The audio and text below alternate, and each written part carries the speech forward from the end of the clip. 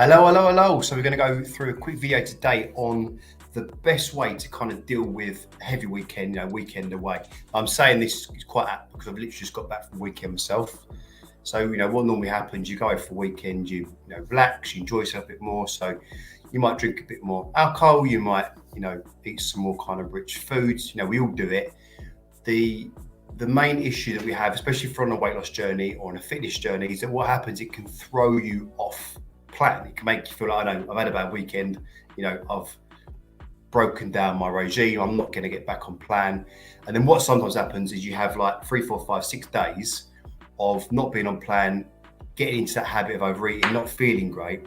And that's really when we can start, slowing down our results and lose that momentum that we had before we went.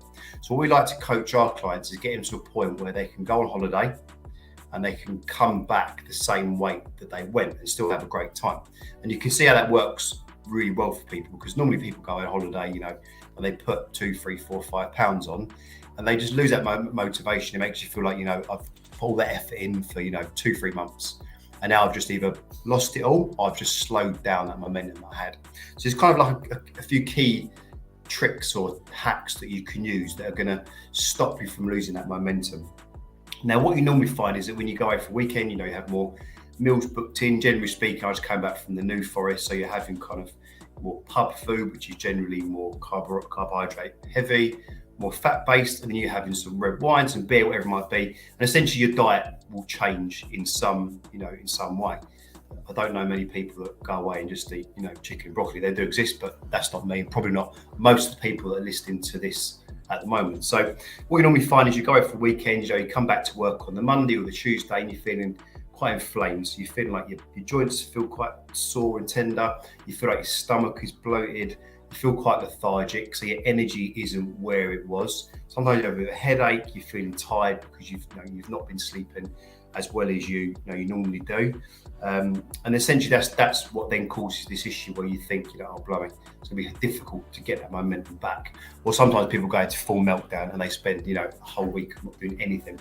So a couple of kind of, tips that we find work really well for our clients, and, hopefully these are helpful for you, but they can be used in combination with each other. Some just find that some work better for different people, but let's give you an overview of the kind of ones that we find best. The first thing really is kind of like to pre-frame what it is and how you feel about going away for the weekend. So let's just say, for example, you're on a weight loss program and you're 2 months in, you got this weekend away. Well, you're going to be drinking, you're going to be eating, that you can't really get around that. You're going to feel, with friends, you're going to feel a bit weird, a bit left out if you're sitting there, not enjoying a drink and not enjoying food. And we get that. It's part of being social. It's part of enjoying yourself, So when you go into that weekend, kind of plan how you're going to navigate what's in front of you before you go.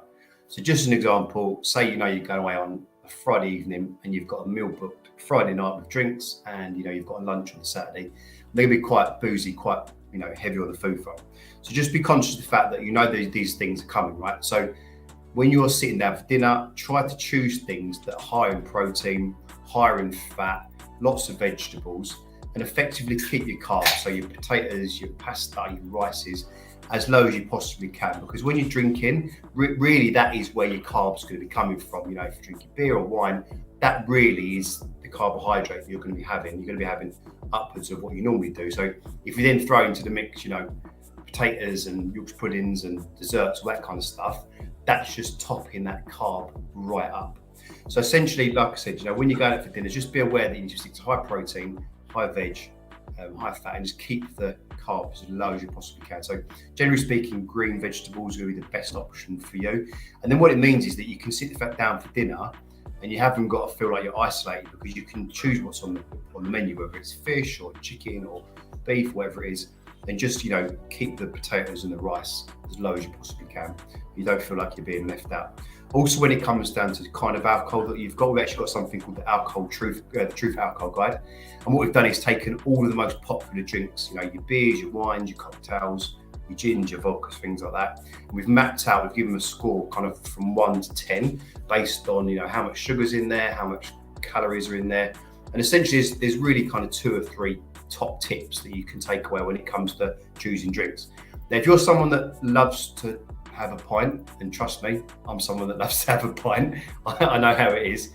But as you probably are already aware, if you're on a fat loss journey, drinking pints of lager or pints of bitter, they're really gonna, it's gonna be very difficult for you to lose the fat that you want while drinking that. So if you're someone that loves a beer and you're really with your mates or whatever, and you're drinking beer, what I find the best kind of approach is to have a pint, enjoy it, be part of the whole, enjoyment and fun of having a pint with your mates, but then switch on to those healthier options. So maybe have a pint and then switch to your clear spirit. So gin and vodka with slim lines and lemons are generally the kind of best options that you can have.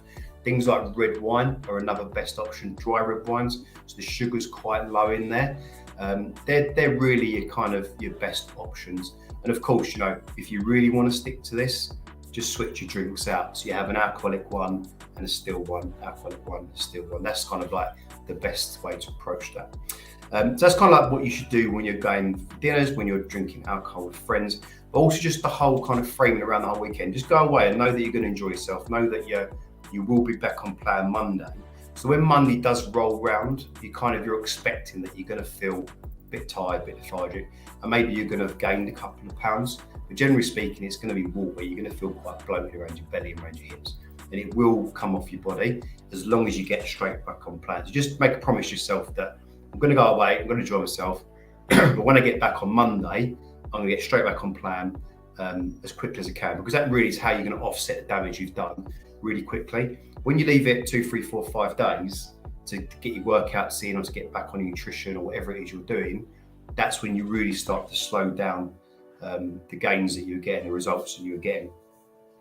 And then just, when you do get back on the Monday, obviously, like me yesterday, you come back and you go straight back into work. So what I did this morning was just to get a light session, is because, if you've driven there, you've been on the train or you've been on a plane, what often happens, your body feels quite tight anyway from being sat down for quite a long time. Your hips and your back, your legs, your calves, all that kind of thing. So if you do go straight back into a heavy session, oftentimes we hear people, they've gone straight back into a heavy session, they've actually created more damage, they've pulled a muscle, or they've actually hurt their back. So generally speaking, when you get back, have a lighter session, do some mobility work. I actually I'll put a link underneath this video to a YouTube video with some of our mobility workouts in there, so you can see, people doing those mobility exercises, which are good for your back and hip, stuff like that. So, like I say, light session when you come back. So this morning I just went for a light jog for half an hour, did some mobility work, moved my body, hydrated, got myself back into feeling of, right, okay, I'm back in balance now. If I'd have gone to the gym this morning and smashed it and, hit a big heavy weight session, it might have been a bit too much, because I drove, to the New Forest and back in a couple of days, 5 hours to get there. It was a lot of traffic, and then 2.5 hours to get back. It's a little bit, it can be too much for the body. The next thing to be conscious of is to weigh in before you go and weigh in as soon as you get back. What it means is you've got an idea of what your body does, how it reacts to being away for a couple of days. How does it react to, drinking and eating a bit too much? What happens? What do you feel like? What happens to your weight? If you really want to do it, even take a photo of what your bloating looks like. But use it as motivation. Don't use it as a, okay, oh shit, I've put this weight on, feel great, put 2 kilos on, or 2 pounds on, sorry. Use it as a way of kind of learning more about your body and how it reacts to, weight gain and how you feel when that happens. And then what it means is when you weigh in again, end of the week, Thursday, Friday, you can see that bloating's gone. You can see the water's come off of your body. So again, you feel like, you've got back into that motivation. You haven't lost that motivation that you had before. And kind of the last tip that I would definitely recommend for people is you really need to overhydrate for the next 2 to 3 days when you're back from holiday.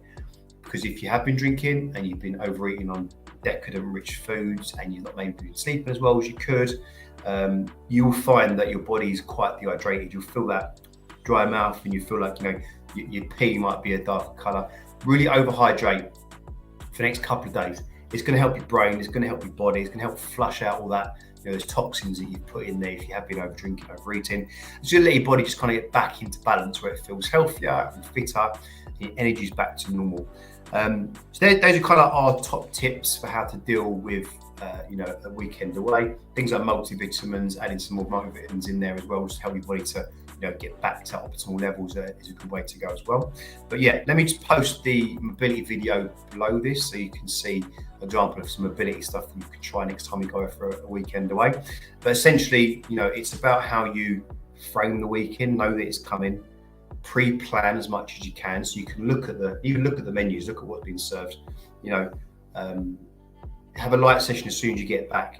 Let your body come back into balance. Don't force it back into high kind of intensity workout straight away. It's going to be too much for you. And hydrate as much as you can. And those really the top 3 to 4 tips that are going to help you from losing momentum and disrupting the results you're getting. And we see it all the time. People are getting great results, go away for the weekend, go a bit crazy, and they just lose that momentum. Even sometimes they just self-sabotage and push the fucking button, for want of a better phrase, and go crazy. I put 2 pounds on, let's eat cake and eat cheese all day. Just to kind of, it's something our brains just switch into sometimes. But use those techniques, use those tricks that I've shown you there, and they're really going to help you to navigate the weekends that are coming out for all of us. Now the sun's coming out a little bit, got more weekends seeing friends, but you can even use that when you go for longer holidays for a week, 2 weeks. Essentially, when you go away for a week or 2 weeks, you're going to start adding some actual training into your days. Things like fasting are going to be a really effective way to keep your weight down as well. But maybe we'll do a video on, the longer holidays and how to navigate keeping your weight down and staying healthy during those times as well.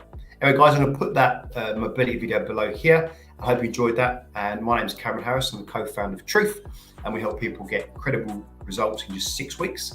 Help business leaders to look, move, feel 10 years younger. It's been great chatting to you, and we'll speak very soon.